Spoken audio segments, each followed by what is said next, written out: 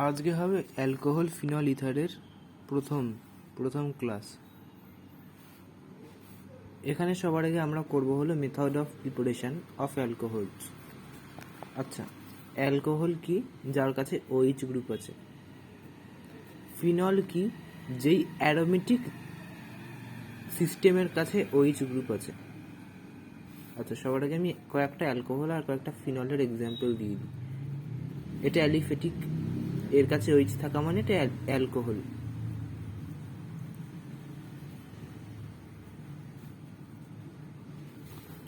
এটাও অ্যালিফেটিক, এর কাছে OH থাকা মানে এটাও অ্যালকোহল।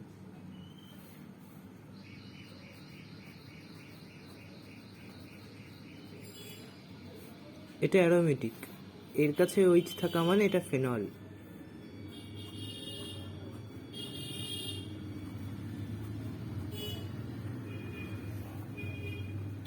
এবারে ফেনল এই নামটা কোথা থেকে আসে? এই নামটা আসে হলো ফিনাইল থেকে। ফিনাইল অ্যালকোহল এভাবে বুঝতে পারি আমরা, সেটাকে আমরা বলি ফেনল। ফিনাইল মানে কি? Benzene ring. এবারে এইখানে দুটো বেনজিন রিং আছে, এইটাকে বলা হয় ন্যাপথল।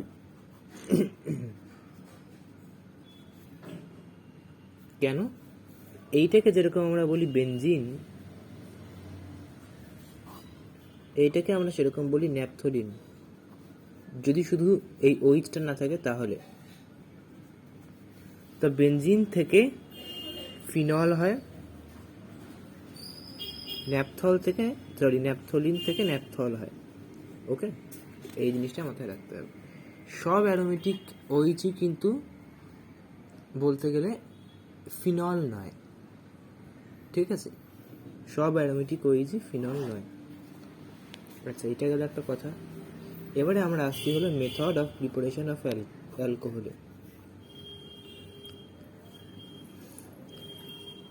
আমরা বেশ কয়েকটা জিনিস ক্লাস 11-এ দেখেছি অলরেডি। তার মধ্যে সবথেকে ক্লাসিক এক্সাম্পলটা হলো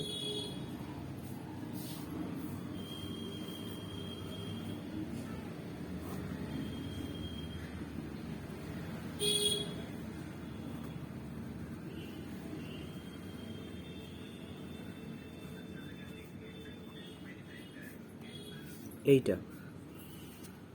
এখানে হতো কি? এখানে কি হতো? H2SO4 আর HgSO4 এই সিস্টেমটা H+ দিত। এই সিস্টেমটা ডবল বন্ডটা ভাঙতো। ডবল বন্ডটা এবার কোন দিকে ভাঙবে? এই দিকে না এই দিকে? মার্কোনিকভ রুল অনুযায়ী ডবল বন্ড ভাঙে এই দিকে, যার কাছে বেশি হাইড্রোজেন আছে। ডবল বন্ড এই দিকে ভাঙবে মানে এই কার্বনের কাছে একটা মাইনাস আসবে, যার কাছে মাইনাস এলো তার কাছে H+ আসবে, এখানে CH3 করে দেবে। এখানে যদি মাইনাস আসে তাহলে এখানে একটা প্লাস আসবে এই কার্বনে, যার কাছে প্লাস এলো তার কাছেই আসবে হলো OH-। আর এটাকে এরকম একটা OH এখানে দিয়ে দেবে। মার্কোনিকভ রুল অনুযায়ী ডবল বন্ড সেই কার্বনের দিকে ভাঙে যেই কার্বনের কাছে অলরেডি বেশি পরিমাণ হাইড্রোজেন আছে। এটা আমরা জানি। কেন এটা হয়?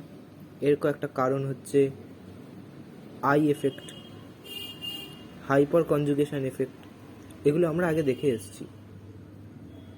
যদি এই দিকে মাইনাস আসতো তাহলে হাইপার কনজুগেশন, এখানে ধরছি আমি আরেকটা CH3 দিয়ে দিলাম,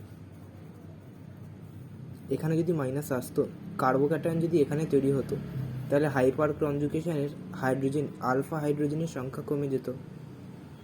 আলফা হাইড্রোজেনের সংখ্যা হতো 2, তখন এখানে H2 হয়ে যেত, এখানে কার্বোক্যাটায়ন এলে এখানে H2, তা আলফা কার্বন এটা হতো, যেখানে দুটো করে H আছে, তাহলে আলফা হাইড্রোজেন হতো 2।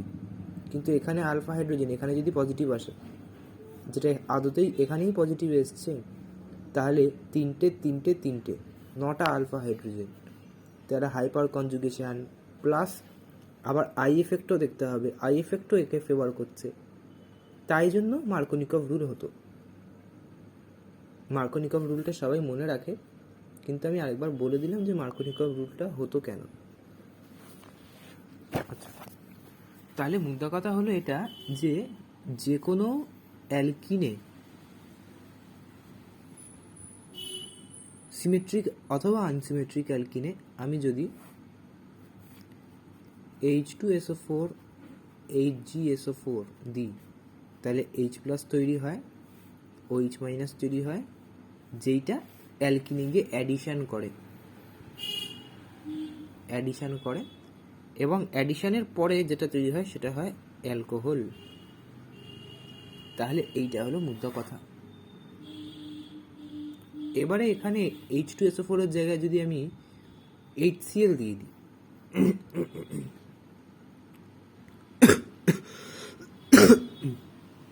তাহলে কি হবে? যদি আমি এখানে HCl দিয়ে দিই তাহলে বিশেষ কিছুই হবে না, এখানে আমাকে আলাদা করে ওয়াটার ডালতে হবে। এই সিস্টেমটায় H2SO4 এর জায়গায় HCl দিলে HCl এর H+ তো এখানে চলে আসবে অ্যাটাক করার জন্য, কিন্তু আলাদা করে ওয়াটার ডালতে হবে, যার জন্য OH- আসবে, আর কিছুই না। তবে এখানে কিন্তু HNO3 দেওয়া যাবে না। একটা জিনিস মাথায় রাখতে হবে, এখানে HNO3 আমরা দেবো না, কেন কি পরবর্তীকালে HNO3 অনেক কটা ইউজ আমরা জানবো। আচ্ছা, H2SO4 এর ইউজেস কি? ডিহাইড্রেশন, জল বের করা, হাইড্রেশন, জল দেওয়া, আরও কয়েকটা ইউজ রয়েছে, সেগুলো আমরা পরে জানবো, সেগুলো এখন আমি লিখলাম না। আচ্ছা, তাহলে এই যে পুরো সিস্টেমটা, এটা মার্কোনিকভ রুলে হয়, তাই আমি এম লিখে রাখলাম। আচ্ছা, লিখেই দিই মার্কোনিকভ রুল। এবারে আমি আরেকটা সিস্টেম নিয়ে একটু অন্যভাবে করে দেখাচ্ছি। ধরি একটা RX আছে, এটা কি অ্যালকাইল হ্যালাইড। অ্যালকাইল হ্যালাইডটার ওপরে আমি যদি Ag2O H2O KOH H2O NaOH H2O এগুলো দিই, তাহলে কি হবে? আচ্ছা, একটা কথা আমি বলি, KOH এর ব্যাপারে একটা কথা আর NaOH এর ব্যাপারে একটা কথা। Ag2O এর ব্যাপারে আমরা অনেকে জানি না, ঠিক আছে, কিন্তু KOH আর NaOH এর ব্যাপারে আমরা একটা কথা জানি। কি জানি? যে KOH NaOH এরা এলিমিনেশন করাতে পারে, এরা করাতে পারে। কখন পারে? যখন নাকি যে মিডিয়ামে আমি রিয়াকশন করাচ্ছি সেই মিডিয়ামটা হবে অ্যালকোহলিক। এটা মাথায় রাখতে হবে।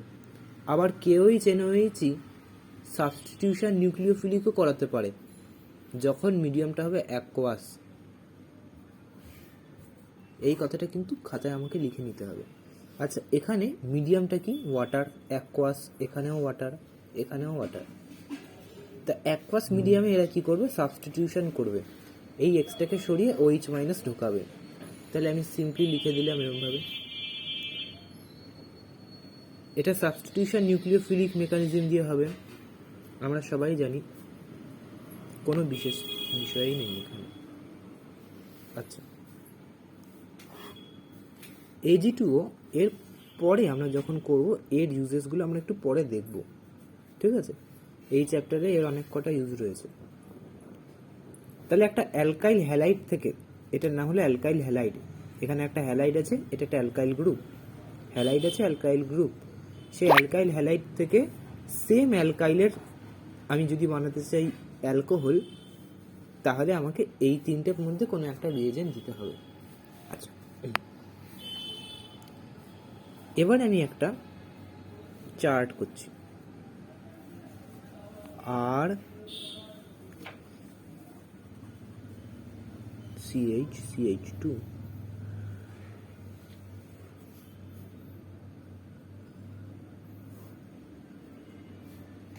আর CHOH CH3, আর CH2CH2COH, এই দুটো চার্ট করলাম। এবারে এই দুটো চার্টে আমাকে বুঝতে হবে যে কোনটা কি দিলে কোনটা কীরকমভাবে হয়। আর একটা চার্ট করতে হবে যেটা হবে মিক্সচারের, আর CHOH CH3 প্লাস আর CH